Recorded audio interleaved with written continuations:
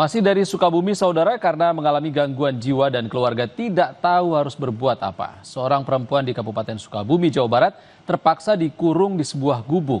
Kini, setelah 18 tahun, perempuan itu akhirnya mendapatkan penanganan yang dibutuhkannya untuk hidup yang lebih berkualitas. 18 tahun sudah, Nurjanah, warga Kampung Cikawung, Desa Babakan Panjang, Kecamatan Nagrek, Kabupaten Sukabumi, Jawa Barat, tinggal di sebuah gubuk kecil di samping rumah keluarganya. Tepatnya, Nurjanah dikurung di gubuk itu. Kondisi ini merupakan kesepakatan keluarga karena Nurjanah mengalami gangguan kejiwaan. Ia sering kabur dari rumah dan keluarga kelabakan mencarinya. Keluarga tidak tahu harus berbuat apa, sehingga menempatkan Nurjanah di sebuah ruangan menjadi upaya untuk menghindarkannya menyakiti diri sendiri dan orang lain. Semua aktivitas Nurjanah lakukan di gubuk kecil itu, mulai dari makan hingga buang air. Menurut keluarga, dulu Nurjanah adalah perempuan yang sehat.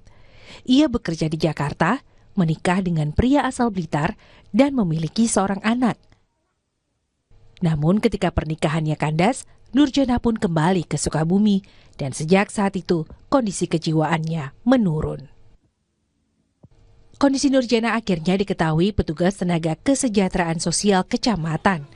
Setelah berkoordinasi dengan keluarga, perempuan yang kini berusia 43 tahun itu dibawa ke fasilitas kesehatan jiwa untuk mendapatkan penanganan yang dibutuhkannya.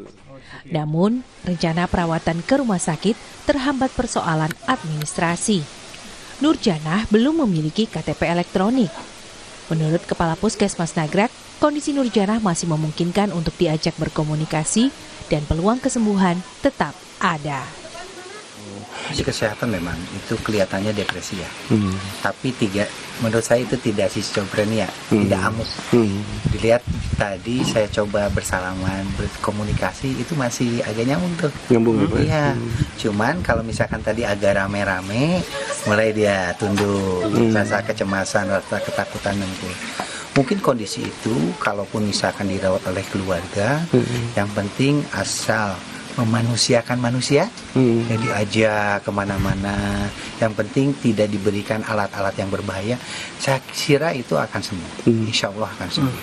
Karena terapi jiwa itu bukan hanya obat, tapi bagaimana yang sakit jiwa itu, ODGJ itu adalah diakui sebagai manusianya, diperlakukan sebagai manusia, itu yang paling terpenting.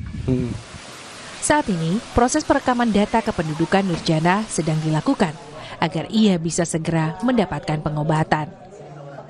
Dengan pengobatan dan dukungan penuh dari keluarga serta perlakuan yang manusiawi, hidup Nurjanah akan pulih dan ia siap kembali ke masyarakat.